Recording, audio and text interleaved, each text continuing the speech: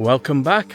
Had a very fun-filled afternoon with Jeff from Shut Up and Eat and Hit the Road Tours earlier, but now I thought I would come up here to enjoy the sunset and marvel the view over Funchal. So we're heading to the viewpoint of Pico de Alto. I think I got that right. I'm terrible at remembering names. I'll just check my phone to look that up, so please forgive me. Miradouro do Pico Alto. Oh, and whilst we're here, I'm just parked there. This is my hire car for the duration of the trip.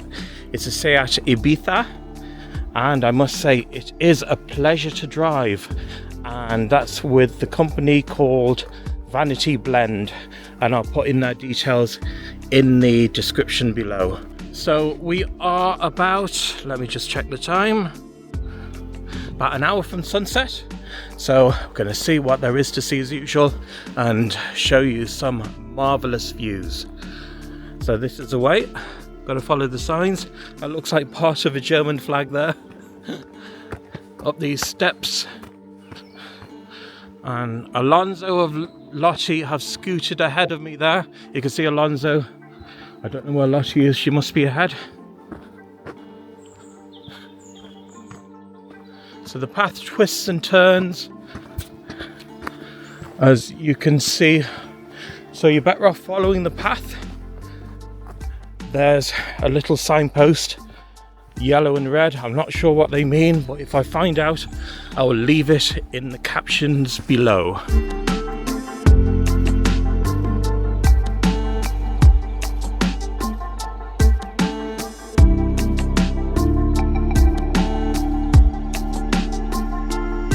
By the looks of things, the trail takes you back to the road which was blocked off by the barrier next to where I was parked. So that was a bit of a scenic jaunt through those woods there, and Alonso has just photographed something interesting. What was it? Flowers.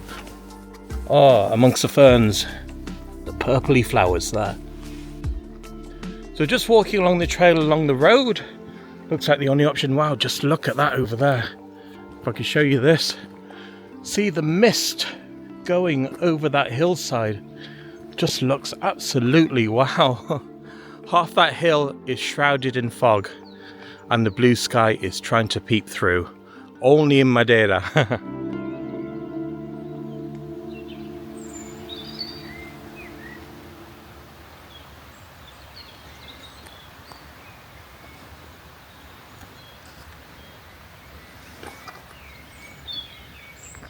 Just ahead of me now, we're being shrouded by mist, but have a look at this. There seems to be a hut. We're going to take a closer look at that because, as I said, I'm going to show you interesting things on this little trek to Pico Alto. Unless it is a picnic area or a place where you can make your own espatadas, or even camping, but they frown upon camping on this island. You're only allowed to do it at specified locations under license. So it is a spot where you can cook your espatadas, which is Portuguese, or rather Madeiran skewers on a stick. Yes. Oh, I love that barbecue smell. You can't beat that. Right, off we plod. Right, so on we plod to Pico Alto.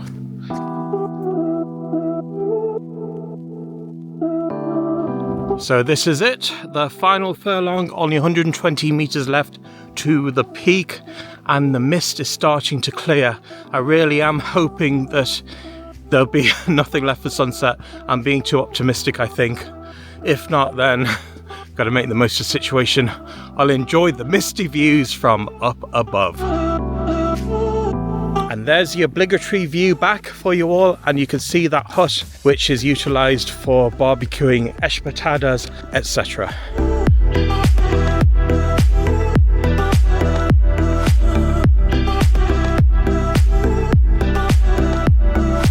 Now the hills on the left, they are completely shrouded in mist, and the cardio is kicking in.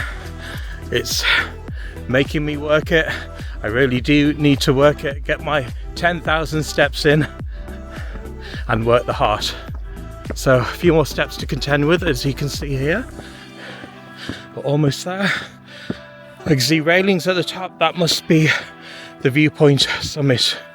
And there's something there on the sign with the hand glider. You know what to do.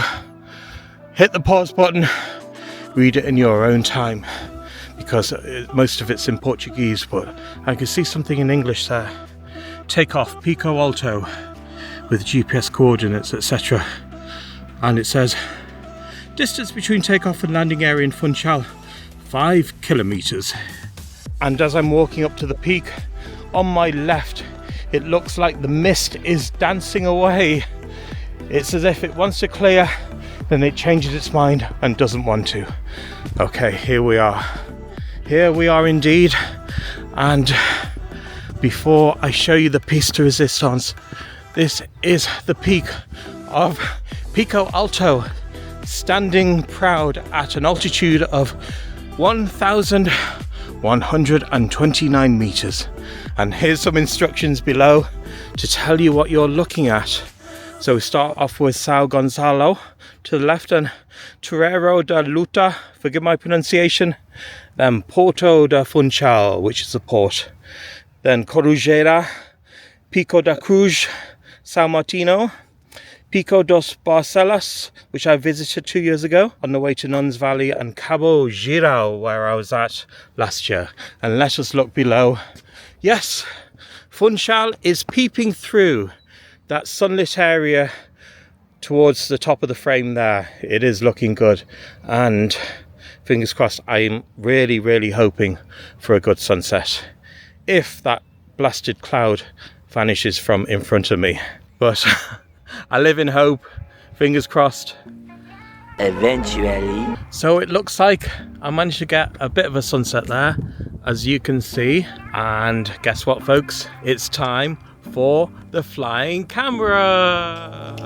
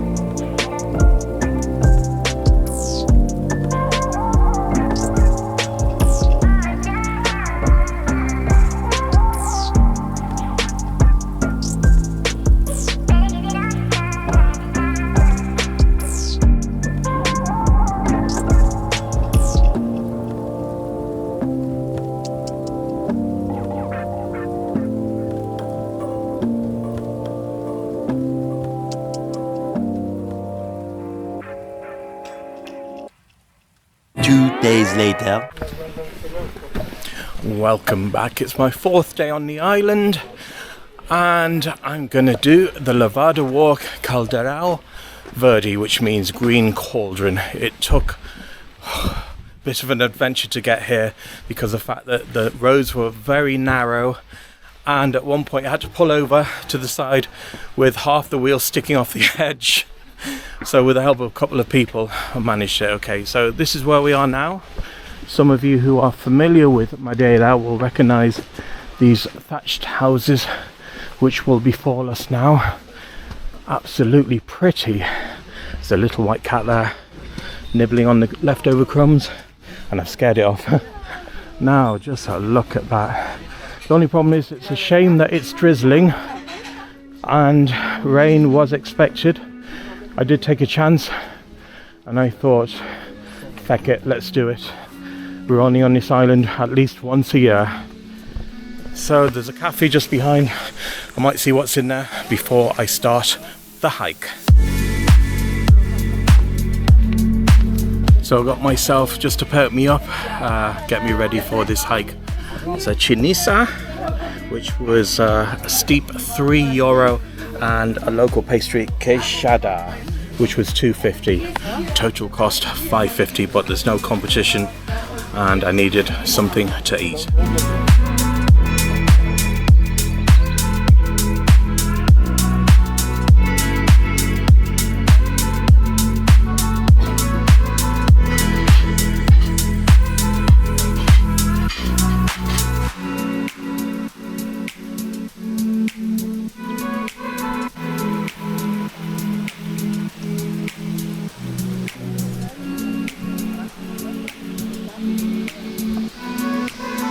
Okay folks, let's do it. It says it's 6.5 kilometers, so I'm going to manage as much as I can before we have to get back, because the car park closes at 6:30, so I don't want to get locked in.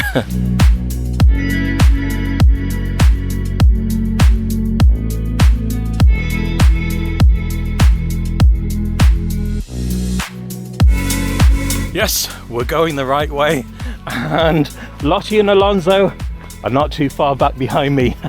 Say hi guys.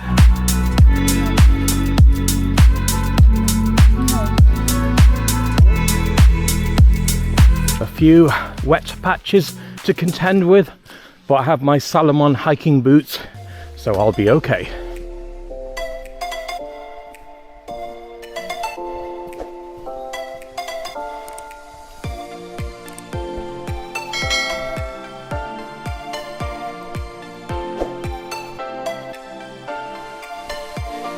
And this is where the path gets a little narrow, as you can see there. So I better go easy with my footing, take my time. Wow, this is my first time ever on one of these Levada walks. And basically, if you don't know what a Levada is, it's an irrigation channel which captures all the rainfall, and the farmers use it for their crops, and is channeled into different streams or levadas, as you can see, and it's now used as a tourist attraction, even though the old levada system exists for the farmers. So the water is diverted by the levada keeper to whoever needs it, and explained better on one of my vlogs with Jeff from Hit the Road Tours. If you look at last year's one, it's part 1, and we visit a levada there, and he explains it all more comprehensively than I could.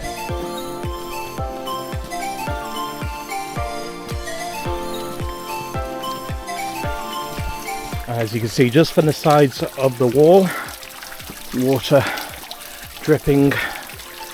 I dare not drink it. Covered in all the dirt from the leaves, and that's the view looking back.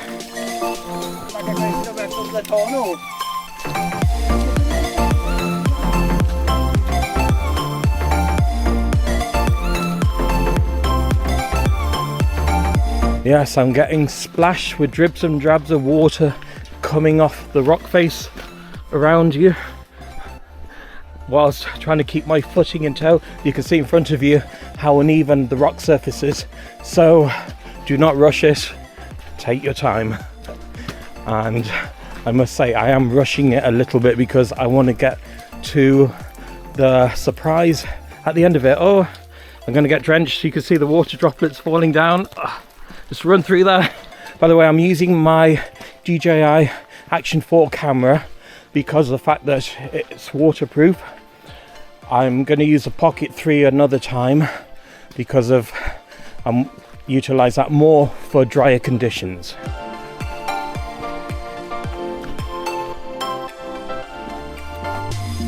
That was lovely of those two young ladies to allow me space to get past. They must have seen how fat my belly was. Anyway, down these steps. This is actually the first set of steps I've encountered apart from the ones right at the beginning, which bring you from the cafe up to the start of the Levada itself.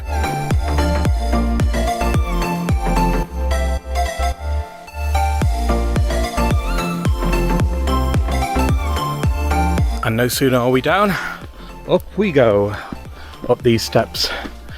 And we are over 900 meters above sea level. It was 905 last I checked, just to give you those stats.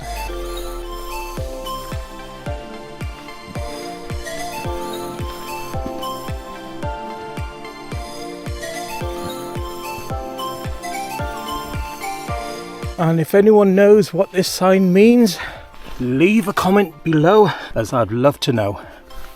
If you look through the trees, we are actually above the clouds. So as I said before, no wonder we are close to 1,000 meters above sea level. Careful now, it gets even narrower. So there's only enough room for one person at a time on this bit, and I'm sure there'll be plenty of other spots along this route to fight your space with the opposite approaching pedestrian. Here's a better view to my right of the valley below and the cloud cover which has befallen us. See, this is what you have to contend with, people coming your way and you have to dodge them. Thank you. Thank you. Okay. And we're not out the woods yet, there's two more, but this is a little bit wider here. Thank you. But just before this clip, it got worse and we were almost on top of each other, but we managed to pass it. And it was a shame I didn't think to film it at the time, but I was more concerned about not falling into the Levada below and keeping dry. And as we approach this spot, it looks like a quaint old bridge. Let's have a look at the views from either side. And that is going further up. Looks like a dried riverbed. And then as we look down, whoa, bit of a drop there. Gave me a fright when I looked down then.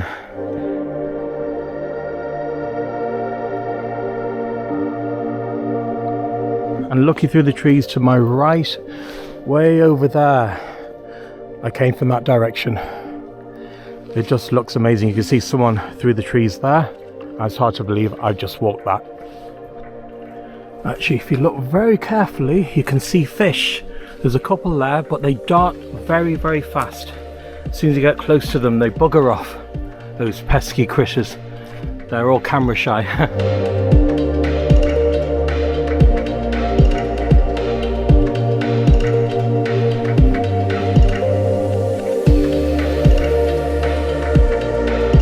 See if I can trick this bird into thinking I have seeds for him if he gets any closer. Is he going to fall for it? By the way, this variety of bird is the Madeiran Chaffinch, and this is the male.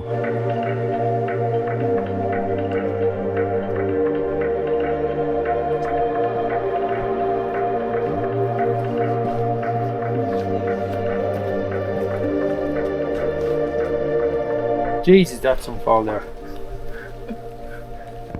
Let's take a trip to the other side.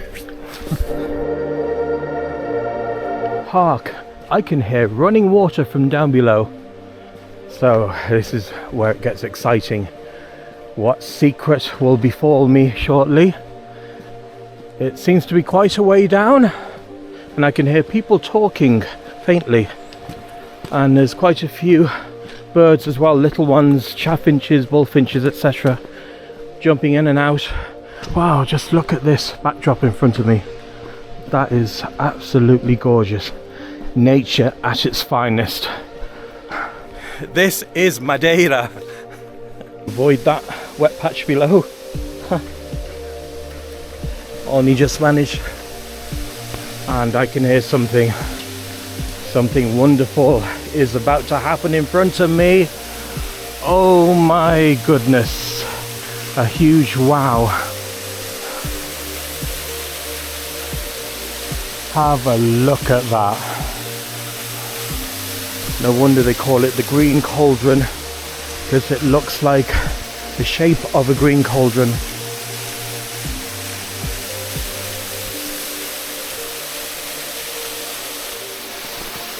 There's a girl there trying to tempt the bird into her hand with some seed, and success. So it's definitely worth this walk. I've walked about 2 miles to get this amazing waterfall, and yes, with my health conditions I would gladly keel over to enjoy views like this.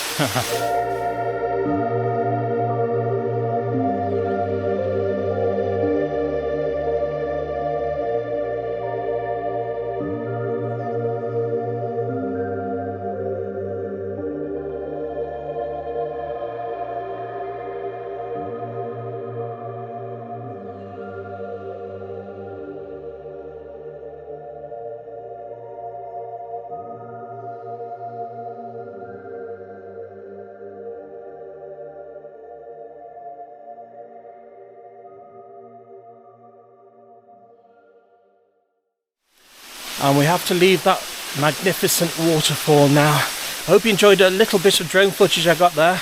I wasn't able to get too much because unfortunately I was only able to pick up maximum 7 satellites, and you need at least 11 or 12 to be able to launch higher.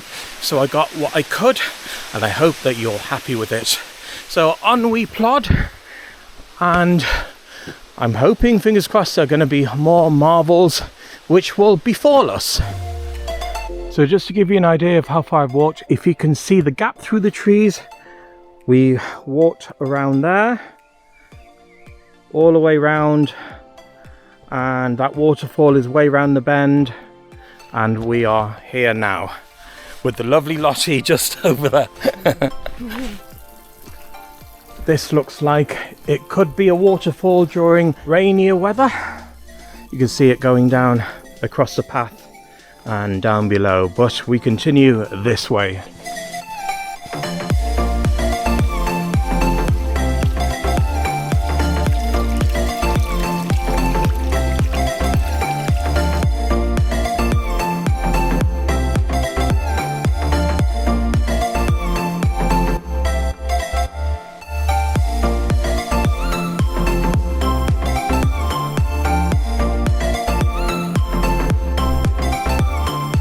And so this is about 2.5 miles into the trail.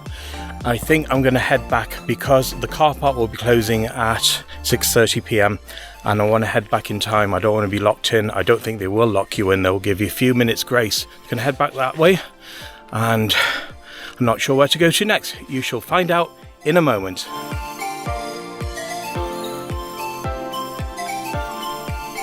And just as a reference, here are the parking fees. So you know what to do. Pause it and read it in your own time.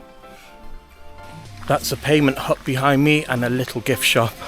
And the gentleman there was kind enough to inform me that the barrier is going to open in about 5 minutes, so I don't have to pay. And it is 18:33.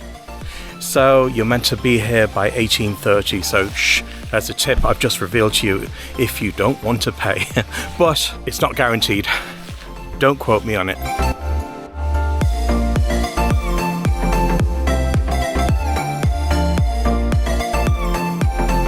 So I popped into Santana. We're at the restaurant called Caldereal Verde, named after the Levada walk I've just done. And I thought I will try an espetada, which is the local regional dish. And it is meat on skewers, which you will see shortly.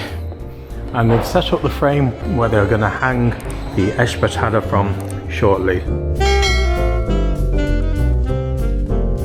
And here it is, people. Yes, beef with onions and chicken and red peppers, dripping with salt and garlic butter. And there's fries and rice and salad to accompany it. So I'd better get stuck in. You don't want to watch me eat it, so you can leave me in peace.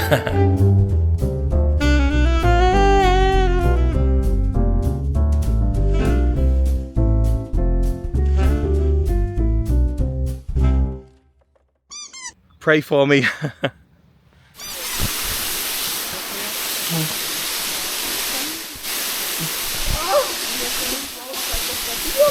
far back as you can. Now, do you want the people in there, or do you want to move it? No, move.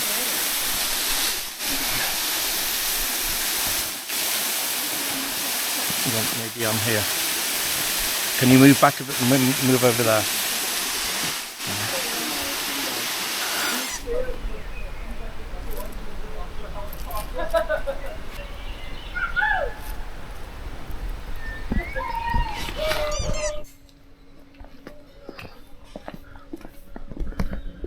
So I popped into nearby Santana after that hike.